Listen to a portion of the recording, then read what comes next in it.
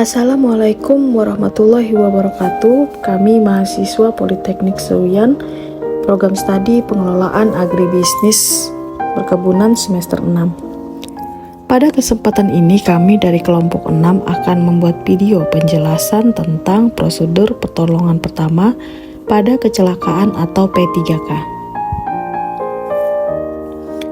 Apa itu P3K? P3K adalah upaya untuk memberikan pertolongan pertama kepada korban kecelakaan dan kegawat daruratan dengan cepat dan tepat sebelum korban dibawa ke tempat rujukan seperti dokter, puskesmas, ataupun rumah sakit. Adapun tujuan P3K, yang pertama mencegah cedera bertambah parah, yang kedua menunjang upaya penyembuhan. Adapun pedoman pelaku P3K, yang pertama, penolong mengamankan diri sendiri lebih dahulu sebelum bertindak. Yang kedua, amankan korban dari gangguan di tempat kejadian sehingga bebas dari bahaya. Yang ketiga, tandai tempat kejadian sehingga orang lain tahu bahwa di tempat itu ada kecelakaan. Yang keempat, usahakan menghubungi ambulan, dokter, rumah sakit, atau yang berwajib seperti polisi atau keamanan setempat. Yang kelima, tindakan pertolongan terhadap korban dilakukan dengan urutan yang paling tepat. Setelah korban diketahui, penolong bertanggung jawab untuk 1. Menilai situasi, 2. Mengenal kondisi korban dan menentukan prioritas pertolongan. Yang ketiga, segera memberi pertolongan sesuai keadaan korban. Yang keempat, mengatur dan merencanakan transportasi. Adapun peralatan P3K, yang pertama, bahan minimal yang harus tersedia. 1. Bahan untuk membersihkan tangan atau sabun, alkohol. Yang kedua, obat untuk mencuci luka seperti air bersih, Rivanol, Povidone. Kemudian yang ketiga, obat untuk mengurangi rasa nyeri seperti paracetamol. Yang keempat, bahan untuk menyadarkan seperti minyak angin, minyak kayu putih. Adapun peralatan P3K, alat yang minimal disediakan, yang pertama ada pembalut gulung, pembalut segitiga, kapas, plester, kasa steril, gunting, dan pinset. Pelaksanaan P3K.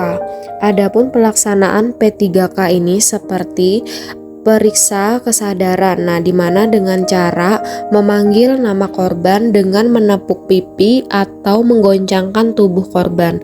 Kemudian dapat juga dengan cara mencubit kulit korban dan lihat reaksinya. Kemudian dapat memeriksa refleks pada pupil korban terhadap cahaya.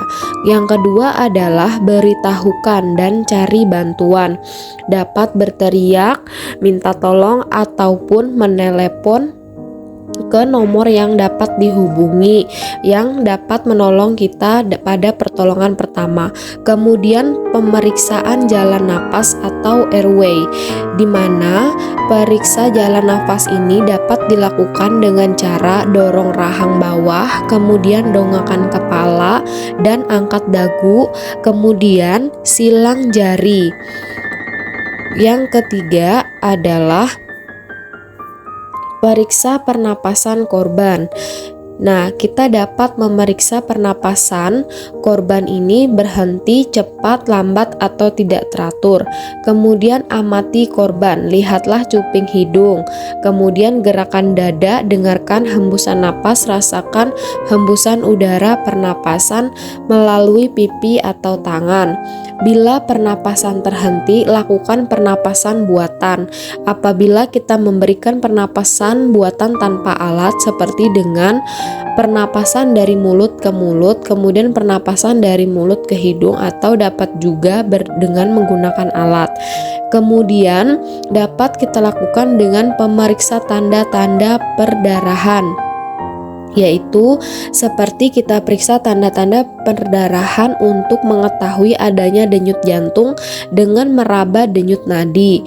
Apabila tidak ada tanda-tanda peredaran darah, pijat jantung bersamaan dengan memberikan nafas buatan. 6. Periksa keadaan lokal dan perhatikan keluhannya. 7. Tanya korban nyeri, linu, atau sakit. 8. Segera hubungi polisi dan tandai tempat kecelakaan. Keadaan khusus. 1. Gangguan peredaran darah berat, syok atau pingsan. Penggolongan gangguan pendarahan berat dibagi menjadi 3. Yang pertama, ringan ditandai dengan pucat, kulit dingin, nadi lemah dan cepat 100 kali per menit, dan rasa haus.